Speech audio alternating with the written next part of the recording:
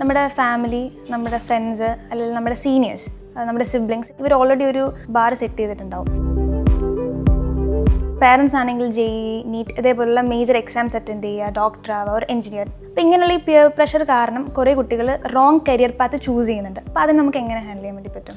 ഞാൻ എല്ലാ ടീച്ചേഴ്സിനോടും അതുപോലെ പാരൻസിനോടും എപ്പോഴും പറയുന്നത് വെച്ചാൽ, നമ്മൾ ഈ പറയുന്ന മാർക്സ് അല്ലെങ്കിൽ റാങ്ക് അല്ലെങ്കിൽ ഒരു സീറ്റിൻ്റെ ഡിസൈഡ് കോളേജ് ഇതൊരിക്കലും നമ്മുടെ ലൈഫിൻ്റെ സക്സസ്സിനെ ഡിഫൈൻ ചെയ്യുന്നില്ല.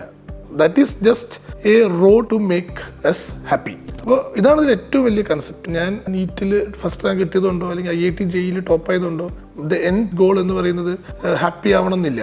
ആ വ്യക്തി എത്രയൊക്കെ പാരൻസ് ചെയ്യുന്ന പ്രശ്നം ഉണ്ടെങ്കിലും they should think that whether I should be happy എന്നുള്ളത്. നമ്മളൊരു റെസ്റ്റോറൻറ്റിൽ പോയി കഴിഞ്ഞാൽ നമ്മൾ എന്താ നമുക്ക് ചെയ്യാൻ പറ്റും? അവർ മെനു കാർഡ് തരും അല്ലേ? മെനു കാർഡ് തന്നിട്ട് അവർ പറയുമോ ഇന്നത് ഓർഡർ ചെയ്യണമെന്ന് അവർ പറയില്ലല്ലോ. നമ്മൾ ചോദിക്കും what is the special for the day. അപ്പോൾ അവർ പറയും ഇതാണ് ഇന്നത്തെ സ്പെഷ്യൽ എന്നുള്ളത്. എന്നാലും അവർ പറയില്ല അത് ഓർഡർ ചെയ്യൂ. നമ്മുടെ ഡിസിഷനാണ് വാട്ട് ടു ഓർഡർ എന്നുള്ളത് അല്ലേ? ഓപ്ഷൻസ് ആ കുട്ടിയെ ധരിപ്പിക്കുക, പ്രോസ് ആൻഡ് കോൺസ് അത് പറഞ്ഞ് മനസ്സിലാക്കി കൊടുക്കുക. അതിനുശേഷം he or she should be the one who should choose the course, or you should not force into a curriculum.